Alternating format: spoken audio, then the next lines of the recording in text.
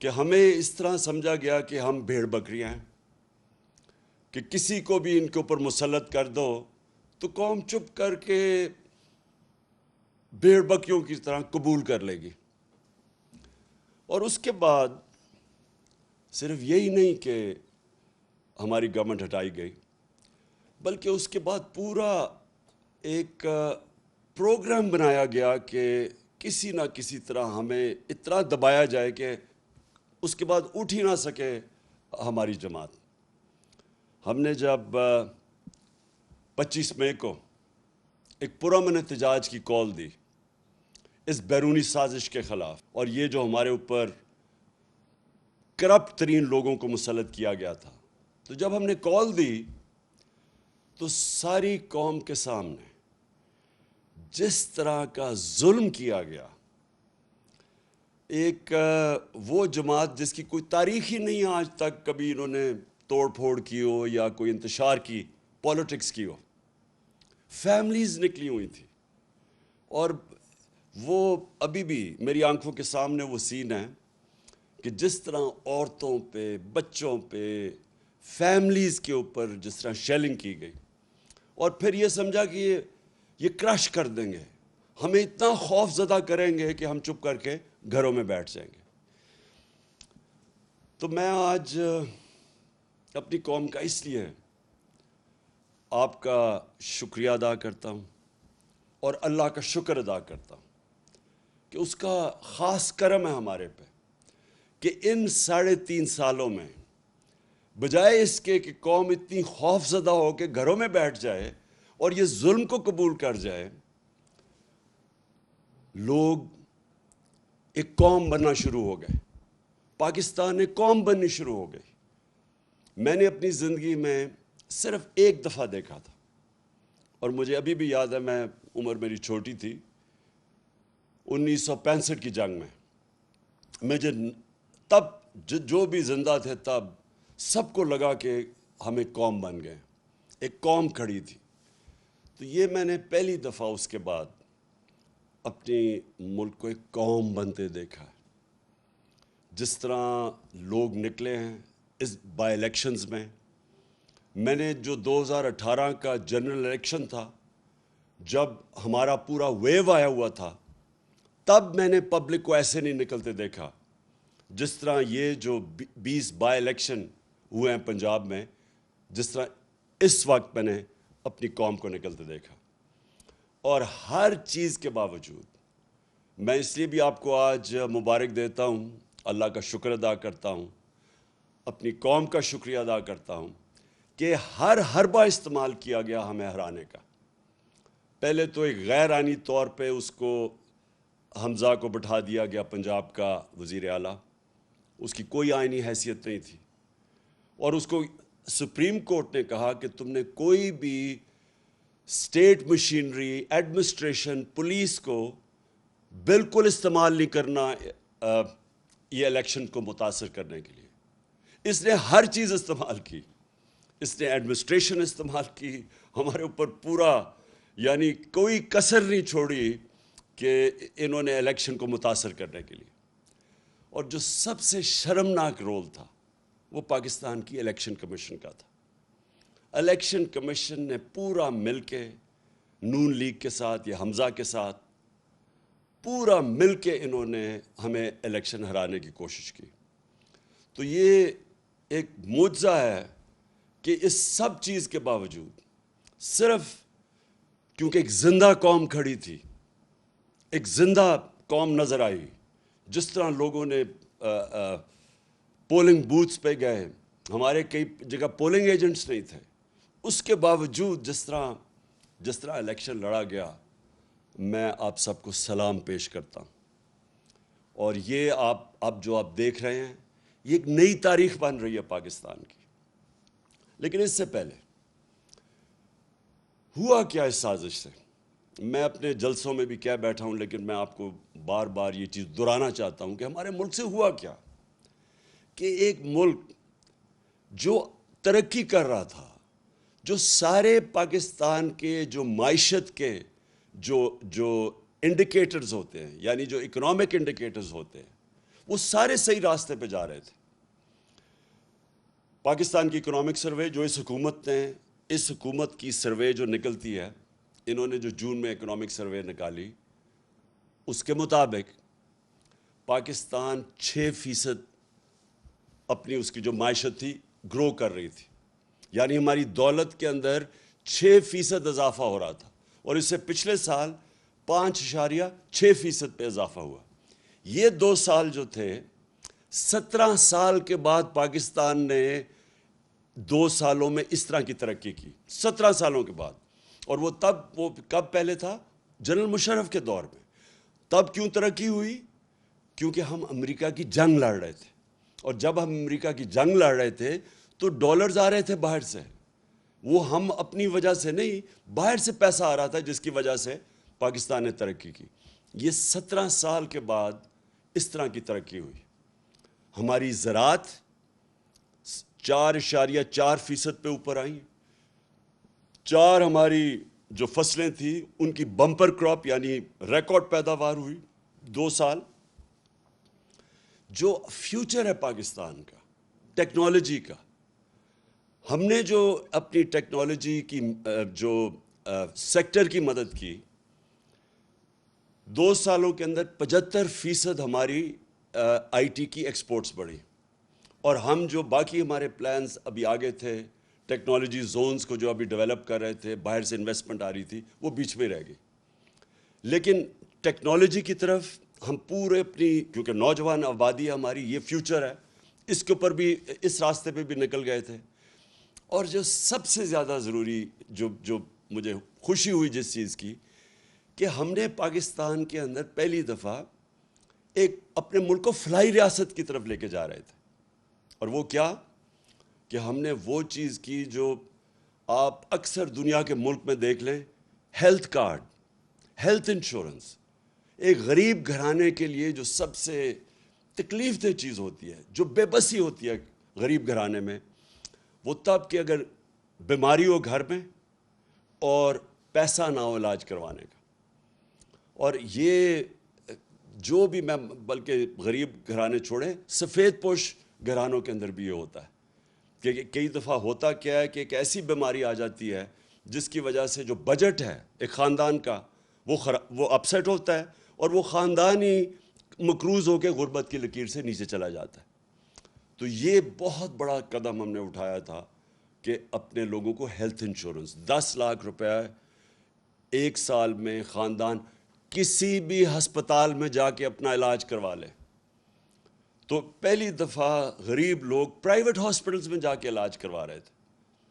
تو فلاحی ریاست کے لیے ہیلتھ کارڈ جو سب سے ضروری. پھر ہم نے اپنے جو ہمارا احساس پروگرام تھا، جس کی پوری کوشش تھی لوگوں کو غربت سے نکالنے کی، وہ دنیا کے اندر اس کی پذیرائی ہوئی. ورلڈ بینک نے اس کو دنیا میں جب جو کرونا کے دور میں 4تھا پروگرام دیکھا جو سب سے کامیاب غربت کم کرنے والا پروگرام تھا، پاورٹی ایلیویشن کا پروگرام، 4تھے نمبر پہ ورلڈ بینک نے. اسٹینفورڈ یونیورسٹی کی ابھی رپورٹ آئی ہے کہ پاکستان کا جو احساس پروگرام تھا وہ پاکستان کو ایک فلاحی ریاست کی طرف لے کے جا رہا تھا. کامیاب پاکستان پروگرام. ہم نے 20 لاکھ خاندان کو نیچے قرضے دینے شروع کیے سود کے بغیر، گھر بنانے کے لیے، اپنی کوئی کاروبار شروع کرنے کے لیے، اور پھر کسانوں کو ہم نے دیا قرضے اپنی زمین کو بہتر کرنے کے لیے سود کے بغیر. یہ ساری چیزیں لے کے جا رہی تھی پاکستان کو فلاحی ریاست بنانے میں. اور یہ یاد رکھیں کہ اس دور میں کرونا ہوا پاکستان میں. کرونا جو دنیا کے اندر ایک ایسی بیماری آئی کہ ساری ایک صدی میں ایک دفعہ اس طرح کی بیماری آتی ہے، اور اس کی وجہ سے جو دنیا کے اوپر اثرات ہوئے، ہندوستان میں ہوئے، ایران ہمارے ساتھ ہمسایوں کو. اور وہ دیکھیں کہ جو پاکستان جس طرح اس مشکل وقت سے نکلا، تو وہ بھی انٹرنیشنلی اکنالج کیا گیا. World Health Organization, World Economic Forum, ان سب نے اس چیز کو تسلیم کیا کہ پاکستان ان 3 ملکوں میں سے تھا جنہوں نے سب سے بہتر اس وبا کے دوران اپنی عوام کو بھی بچایا، بیماری سے بچایا، غربت، لوگوں کو غربت سے بچایا دونوں طرف، اور پھر اپنی معیشت کو بچایا. تو ہم وہ نمبر 3 وہ ملکوں میں سے تھے جنہوں نے سب سے بہتر اس سے نکلے. تو جب پاکستان ادھر کھڑا تھا تب ہماری ٹانگیں کھینچی گئی، تب یہ سازش کی گئی. اور سازش کے بعد جو آج پاکستان کے حالات ہیں، 3.5 مہینے ہو چکے ہیں. سب سے پہلے تو یہ روپیہ دیکھیں کہ 53 روپیہ ڈالر سے گر چکا ہے. ہمارے 3.5 سال میں جو ڈالر کم ہوا تھا وہ 50 روپے تھا، یعنی روپیہ جو گرا تھا 50 روپے 3.5 سال میں. یہ 3.5 مہینے کے اندر 53 روپے گر چکے ہیں ڈالر پہ، یعنی کہ ہمارا روپیہ اور کمزور ہو چکا ہے. اور اس کا جو اثرات ہوں گے، اب ہر چیز مہنگی ہوگی، کیونکہ جو باہر سے اب تیل لیتے ہیں وہ مہنگا ہو جائے گا، اس سے بجلی مہنگی ہوگی. گیس باہر سے لیتے ہیں جو ہم اپنے بجلی گھر چلانے کے لیے، وہ مہنگی ہوگی، اس سے بجلی کی اور قیمت اوپر جائے گی. اور پھر کوئلہ وہ مہنگا ہو جائے گا، تو اس سے ایک اور مہنگائی کی لہر آنے والی ہے. تو یہ سوال یہ ہے کہ جب ایک ملک ٹھیک چل رہا تھا، یہ کیوں اجازت دی گئی سازش کی؟ اور میں یہاں اپنے وہ ان طاقتوں سے پوچھنا چاہتا ہوں جو روک سکتی تھیں اس کو، اور میں نے ان کو یہ آگاہ کیا کہ اگر اس وقت یہ سازش کامیاب ہوئی تو جو سیاسی بحران ہوگا، اس کی وجہ سے جو معاشی بحران آئے گا، یہ حکومت نہیں اس کا سامنا کر سکے گی. کیونکہ انہوں نے تو جب بھی یہ حکومت میں آئے ہیں، انہوں نے تو کبھی بھی معیشت ٹھیک نہیں کی. یہ یاد رکھیں، ڈاکٹر عشرت حسین کی کتاب ہے کہ 90 کی دہائی سے پہلے پاکستان ہندوستان سے بھی آگے تھا اور بنگلہ دیش سے بھی آگے تھا. جب سے یہ دو خاندان آئے ہیں، ہم ان دونوں سے، ہندوستان سے بھی پیچھے رہ گئے، بنگلہ دیش سے بھی پیچھے رہ گئے. تو انہوں نے تو ملک ٹھیک نہیں کر سکنا تھا، کیونکہ ان کی وجہ سے تو ملک نیچے گیا ہے. اس لیے میں نے پوری کوشش کی بتانے کی بھی کہ ان سے نہیں سنبھالا جائے گا. اور آج اب ساری قوم کے سامنے ہیں جو پاکستان کے حالات ہیں، اور ان سے نہیں سنبھالے جائیں گے. جدھر آج ہم کھڑے ہیں، ہم سب کو یہ خوف ہے کہ یہ اب مزید اور بگڑیں گے. اور ہم سب کو یہ خوف ہے کہ جب ہم کہتے ہیں سری لنکا کیا ہوا؟ سری لنکا میں آخر میں وہ بحران ادھر تک پہنچ گیا کہ ان کے پاس پیسے نہیں تھے تیل دینے کے لیے، اور جب وہ نہیں تھے تو وہ سارا کچھ آپ کے سامنے ہے، وہی رک گیا، اور اس کی وجہ سے سڑکوں پہ آ گئی. تو اس سے ضرور ہے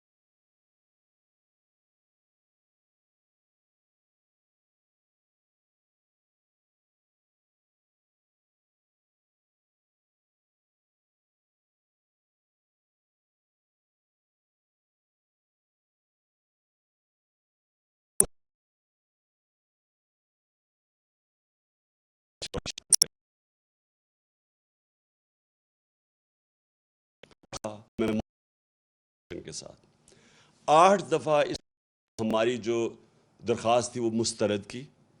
8 دفعہ عدالت کے اندر، 8 دفعہ عدالت نے فیصلہ دیا اس کے خلاف، الیکشن کمیشن کے خلاف.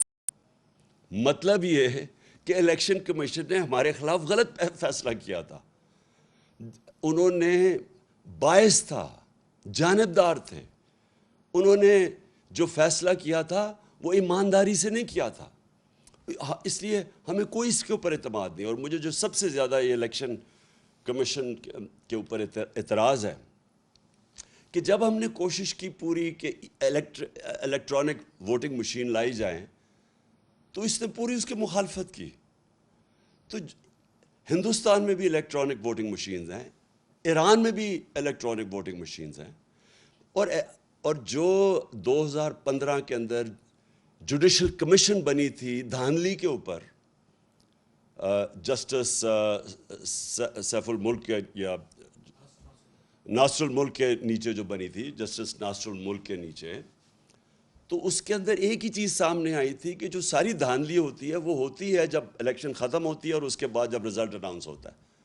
تو جب آپ کے پاس الیکٹرانک ووٹنگ مشین آ جائے تو جیسے الیکشن ختم ہوتا ہے رزلٹ آ جاتا ہے, تو وہ ساری دھاندلی ختم ہو جاتی ہے. اور یہی وہ جو این جی او وہ جو کام کرتا ہے الیکشنز کے اوپر, پٹن, اس کی رپورٹ کے مطابق 163 طریقے ہیں دھاندلی کے, ان میں سے 130 ختم ہو جاتے ہیں الیکٹرانک ووٹنگ مشین سے.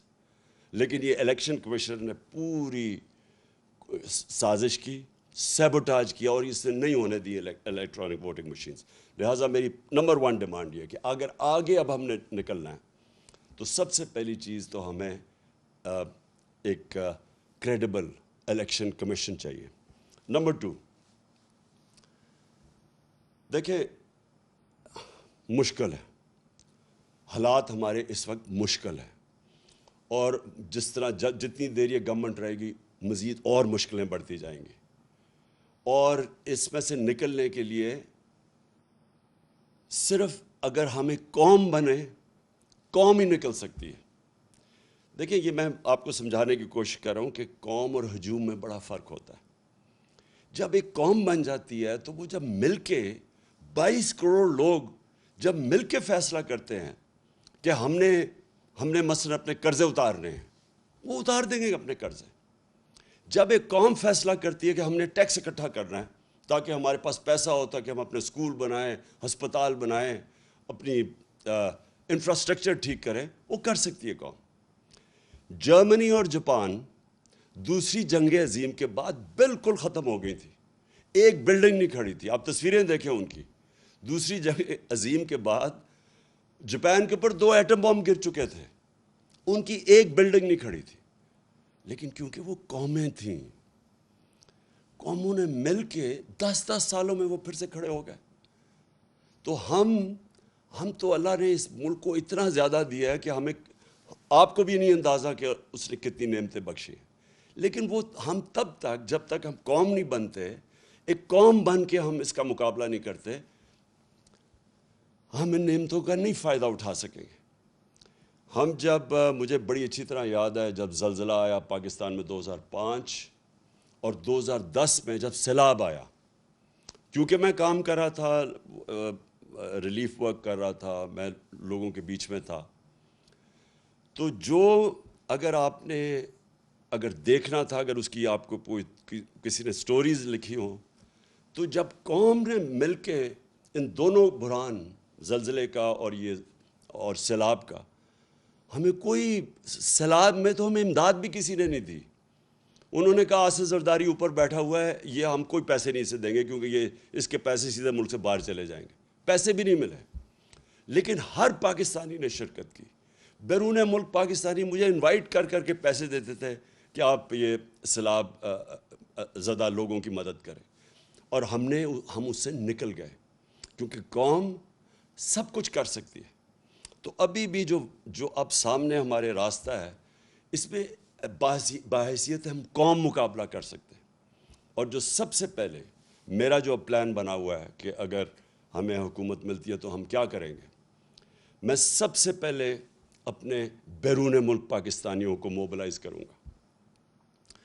دیکھیں میرے پاکستانیوں, ایک چیز سمجھیں, ہمیں اندازہ ہی نہیں ہے کہ ہمارا کتنا بڑا اثاثہ ہے بیرون ملک پاکستانی. ہم نے آتے ساتھ ہی ان کی تھوڑی سی مدد کی کہ یہ جو پیسے بھیجتے ہیں, ریمیٹنسز بھیجتے ہیں, جو ہمارے لوگ باہر کام کرتے ہیں. ہم نے کوشش کی کہ بینک کے تھرو بھیجیں. پاکستان کی تاریخ میں سب سے زیادہ 31 ارب ڈالر کی ریمیٹنسز آئیں. ابھی ہم نے شروع ہی ہوئے تھے. ابھی ہم اور بھی ان کی مدد کر رہے تھے. ہم نے روشن ڈیجیٹل اکاؤنٹ کھولا تھا. ہم نے ابھی ان کے لیے پوری ایک پلان بنایا ہوا تھا کہ کیسے ہم نے ہاؤسنگ کے اندر ان کی انویسٹمنٹ لے کے آنی ہے. جو سب سے بڑا میرا پلان تھا اور مجھے سب سے افسوس ہے کہ پہلا پلان سیبوٹاج کیا یہ آصف زرداری کی سندھ حکومت نے. ہم نے ایک بنڈل آئلینڈ ہے اس کے اوپر ایک پورا ایک نیا شہر بنا رہے تھے, ماڈرن سٹی, اور بڑے بڑے انویسٹرز آ گئے جنہوں نے اربوں ڈالر اس میں انویسٹ کرنا تھا. تو اس سے ہونا کیا تھا کہ اس سے ایک تو کراچی جو پھیلتا جا رہا ہے اور جو مشکل, پانی بھی نہیں دے سکتے, سیوریج بھی نہیں دے سکتے, یعنی کراچی کا حالات جو کھنڈر بنتا جا رہا ہے.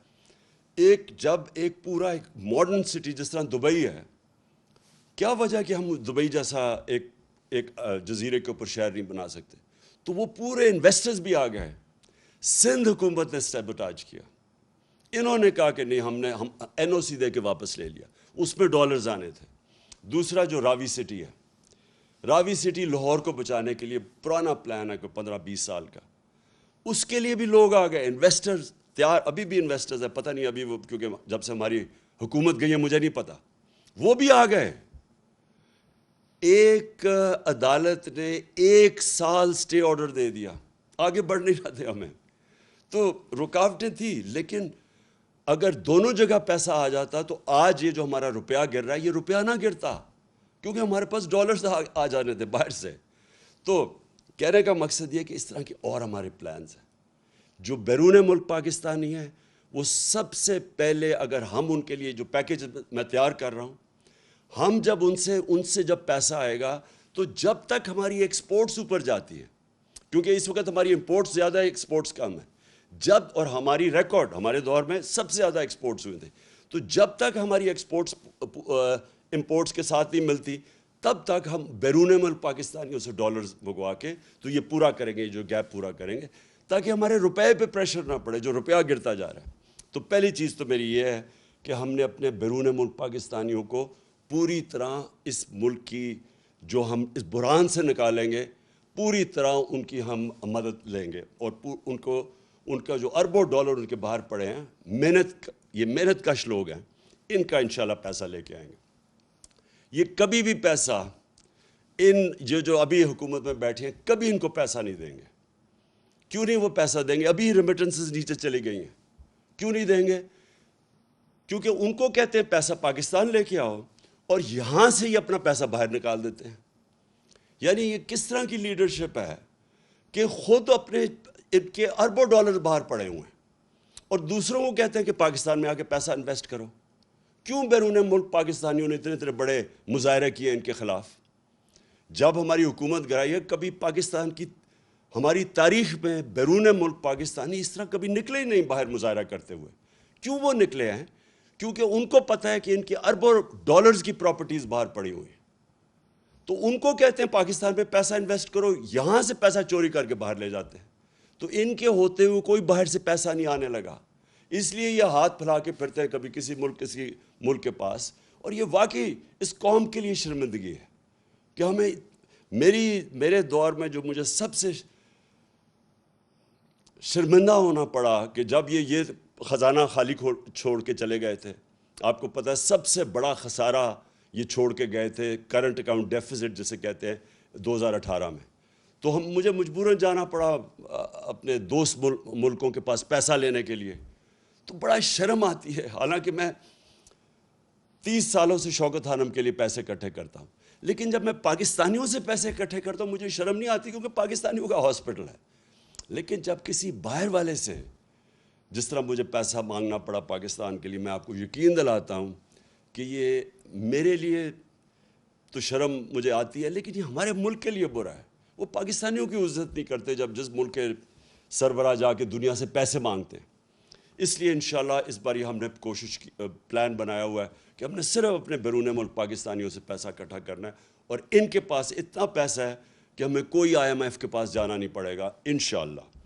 دوسری چیز دیکھیں, پاکستان کا جو سب سے بڑا مسئلہ ہے وہ ہے جس کو انگریزی میں کہتے ہیں رول آف لا، مطلب انصاف، مطلب قانون کی حکمرانی، مطلب کہ قانون کے سامنے سب ایک برابر۔ اصل میں جو ہمارے نبی صلی اللہ علیہ وسلم کی جو ایک حدیث ہے وہ سب کچھ کہہ جاتی ہے کہ تمہارے سے پہلے بڑی قومیں تباہ ہوئیں، جو طاقتور ڈاکو چوری کرتا تھا اس کو نہیں پکڑتی تھی اور کمزور کو جیل میں ڈال دیتی تھی، اور یا میری بیٹی بھی اگر چوری کرے گی تو اس کو سزا ملے گی۔ یعنی کوئی قانون سے اوپر نہیں ہے۔ یہ سب سے بڑی جنگ ہے پاکستانی۔ میرے پاکستانیوں سمجھ جاؤ، یہ ہے اصل جہاد اس ملک کی۔ جب تک اس ملک میں ہم انصاف نہیں قائم کریں گے، جب تک کہ یہ طاقتور ڈاکو ملک میں دندناتے پھریں گے، اور جب بھی ان کو کوشش ہوگی ان کو قانون کے نیچے لانے کی، یہ بلیک میل کریں گے، دھمکیاں دیں گے۔ یہ انہوں نے کیا تماشا کیا کل ہماری سپریم کورٹ کے ساتھ؟ سپریم کورٹ ایک چھوٹا سا سوال پوچھ رہا تھا، چھوٹا سا سوال تھا کہ صرف یہ بتا دو کہ کہاں، اور سپریم کورٹ کی رولنگ کو وہ کی بات تھی، وہ سپریم کورٹ یہ کہہ رہا تھا ایک جگہ ہمیں بتا دو کہ کیا پارٹی ہیڈ فیصلہ کرتا ہے یا پارلیمنٹری ہیڈ فیصلہ کرتا ہے، بس یہ تھا۔ کیونکہ پارلیمنٹری ہیڈ نے فیصلہ کیا تھا اور پرویز الہی جیت گیا تھا، یہ کہہ رہے تھے کہ نہیں جی پارٹی ہیڈ جس کو انہوں نے آصف زرداری گیا اس کو شام کو مل کے، اور اس نے اس کو کہا کہ جی پارٹی ہیڈ نے دوسرا فیصلہ کر دیا۔ اب قانون کے اندر واضح سب کو ہے، کسی وکیل سے پوچھ لیں کہ کسی صورت یہ جو یہ کہہ رہے تھے وہ غلط تھا کہ پارٹی ہیڈ کا نہیں فیصلہ تھا، یعنی چودھری شہزاد کا فیصلہ نہیں تھا۔ کیا کیا انہوں نے نہیں کیا عدلیہ سے، سارے وہ ایک سے ایک بڑا ملک کا ڈاکو بیٹھ گیا ٹیبل پہ، اور ایک سے ایک شروع ہو گیا برا، کوئی عدالتوں کو برا بھلا کہنا، تھریٹن کرنا، یعنی دھمکیاں دینا۔ اور یہی تھا جب نواز شریف کے یہ جو مریم کے نام پہ یہ جو فلیٹ پکڑے گئے پینما میں، یہ تو بیرونی انکشاف ہوا تھا۔ پینما کے جب جج بیٹھے ہوئے تھے وہ ایک ہی سوال پوچھتے رہے کہ یہ بتا دو کہ پیسہ، آپ نے کہا ہاں ہمارے یہ 4 بڑے بڑے محلات ہیں، بس یہ بتا دو کہ پیسہ کدھر سے آیا خریدنے کا۔ وہ جواب نہ دیں، سارے دنیا کی جواب دیتے رہے، اور وہ یہ بات صرف یہ کہنے کی، یہ قانون کے اوپر سمجھتے ہیں اپنے آپ کو، یہ سمجھتے ہیں کہ یہ قانون صرف کمیوں کے لیے ہے، یہ صرف عام لوگوں کے لیے قانون ہے، ہم کوئی بہت ہی خاص چیز ہے جو قانون سے اوپر ہے۔ اور یہ سب سے بڑا مسئلہ ہے پاکستان کا۔ جب تک ہم ان بڑے بڑے مافیاز کو، یہ جو بڑے بڑے کارٹیلز بیٹھے ہوئے ہیں، مونوپولیز بیٹھی ہوئی ہیں، یہ جو ملک کے قیمتیں اوپر بٹھا، جس طرح شوگر مافیا بیٹھ کے اوپر چینی کی قیمت کر دیتا ہے، عوام کو پستا ہے، جب تک ہم ان لوگوں کو قانون کے نیچے نہیں لے کے آئیں گے پاکستان ترقی نہیں کر سکتا۔ اور یہ ہے اس ملک کی جنگ۔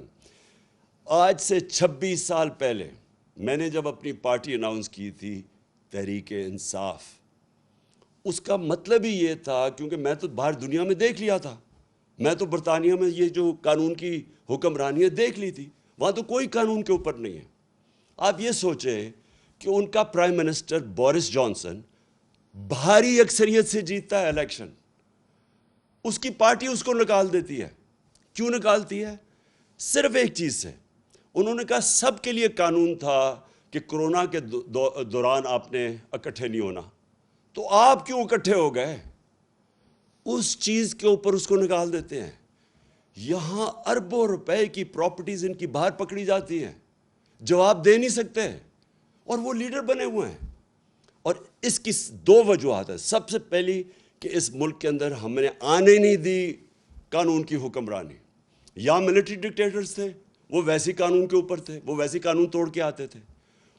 پچھلے 62 سال میں آدھا وقت ملٹری ڈکٹیٹرز رہے ہیں اور آدھا وقت یہ 2 خاندان رہے ہیں، اور یہ 2 خاندان جب بھی ان کو کوشش کرتے ہیں، ان کے کرپشن کیسز، یہ سارا وقت یا تو ملک سے باہر بھاگ جاتے ہیں، اور یا پھر یہ سارا وقت یہ کہتے ہیں کہ جی آپ کی جرت کیسے پڑی کہ ہمیں قانون کے نیچے لانے کے لیے۔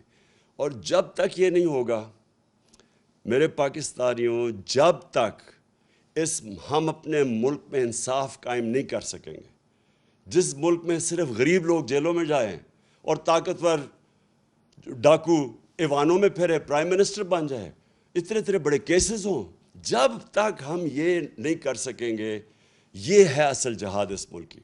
تو میری کوئی کسی سے دشمنی نہیں ہے۔ مجھے یہ بڑا عجیب لگتا ہے کہ کہتے ہیں جی، مجھے کئی صحافی بھی کہتے ہیں عمران صاحب آپ ان سے کیوں نہیں بات چیت کرتے، آپ بات ہی نہیں کرتے۔ بات چیت سب سے کرتا ہے پولیٹیشین، طالبان ہیں، جو ٹی ٹی پی ہے، ان سے بھی بات کرنے کے لیے ہم تیار ہیں۔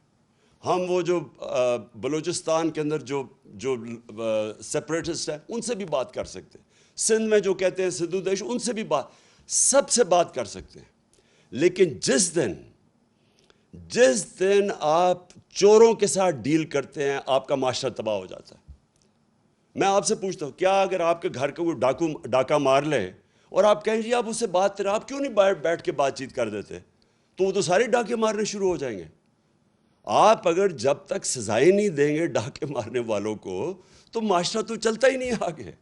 یہ ذہنوں میں ڈال لیں کہ بات چیت میری کوئی ذاتی دشمنی نہیں ہے، لیکن اگر ہم نے ملک کو بچانا ہے، اور کوئی ملک آج مجھے بتا دیں، سوئٹزرلینڈ، جو ملک خوشحال ہے، سارے خوشحال ملکوں کے اندر ایک چیز ہے، کوئی قانون سے اوپر کوئی انسان نہیں ہے۔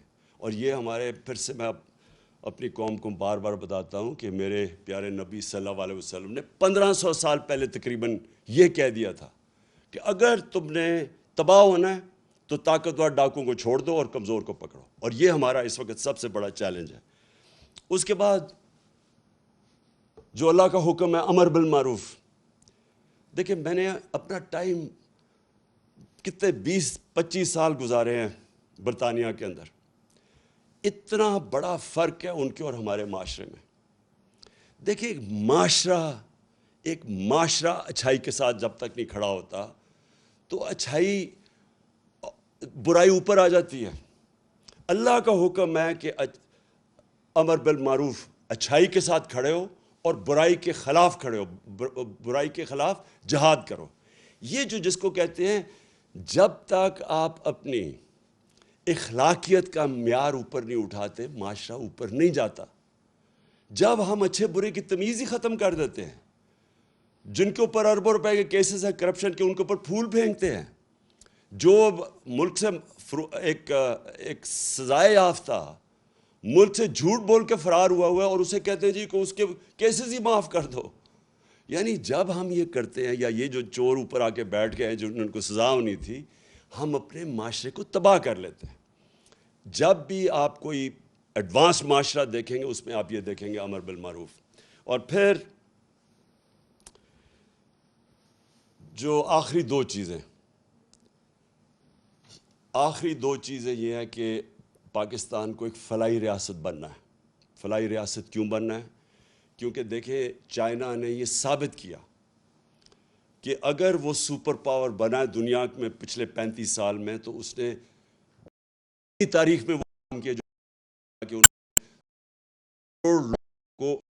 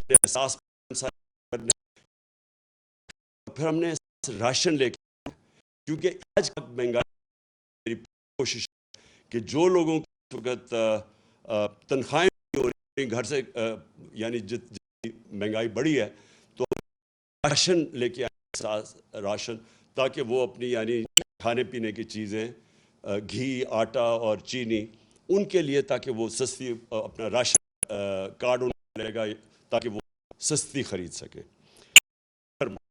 اب میں آخری بات کرتا ہوں. دیکھیں پاکستان بنا تھا، میں بار بار اپنے جلسوں میں کہا، ایک نعرے پہ. پاکستان کا مطلب کیا؟ لا الہ الا اللہ. اور میرا تیرا رشتہ کیا؟ لا الہ الا اللہ. یہ اس میں پورا پاکستان کی آئیڈیالوجی ہے.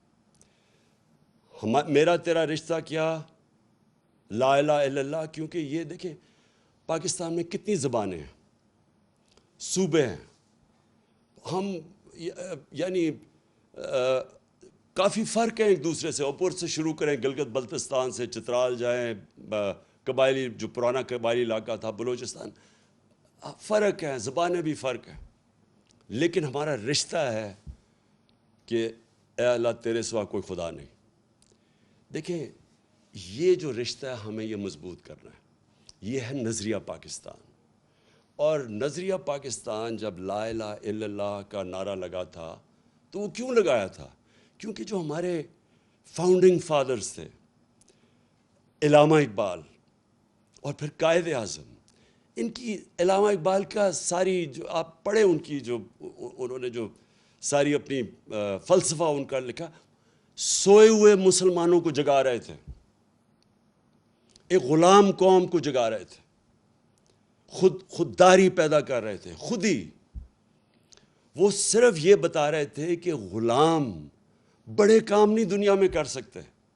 اللہ نے بہت بڑا انسان کا مقام بنایا ہوا ہے، لیکن اوپر انسان صرف تب جا سکتا ہے، اقبال کا شاہین صرف تب بن سکتا ہے جب وہ غلامی کی زنجیریں توڑے.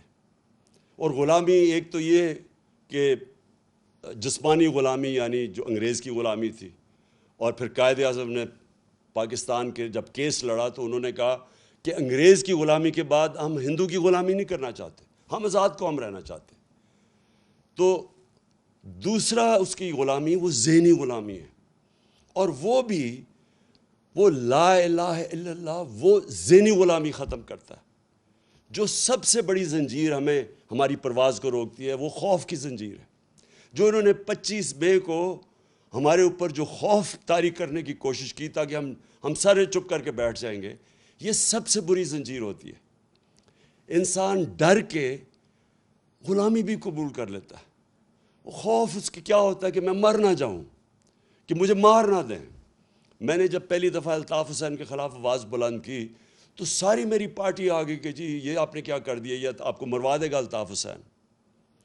کیونکہ خوف ہوتا ہے لوگوں کو. لیکن میرا تو ایمان ہمیشہ یہ ہے کہ جب سے میرے مہمان، ہمیشہ سے نہیں، شروع میں نہیں تھا، جب سے میرے مہمان آیا تو مجھے تو یہ پتہ ہے کہ قرآن میں واضح لکھا ہوا ہے کہ جب تک وہ آپ اوپر نہیں لے کے جائے گا جب تک اس کا فیصلہ نہ ہو. تو یہ انسان کو آزاد کرنے کے لیے اللہ نے اپنے ہاتھ میں رکھی ہوئی زندگی موت. پھر دوسرا خوف، میری رسک نہ چلی جائے. اب یہ جن لوگوں نے 25 مئی کو یہ جو پولیس والے اور رینجروں نے جو ربر بلیٹس اور شیلنگ کی تھی عورتیں بچوں کے اوپر، ان کو پتہ تھا یہ غلط کر رہے ہیں. ان کا ضمیر تو بتا رہا ہوگا ان کو غلط ہے، لیکن ڈر رہے ہوں گے کہ ہماری نوکری نہ چلی جائے.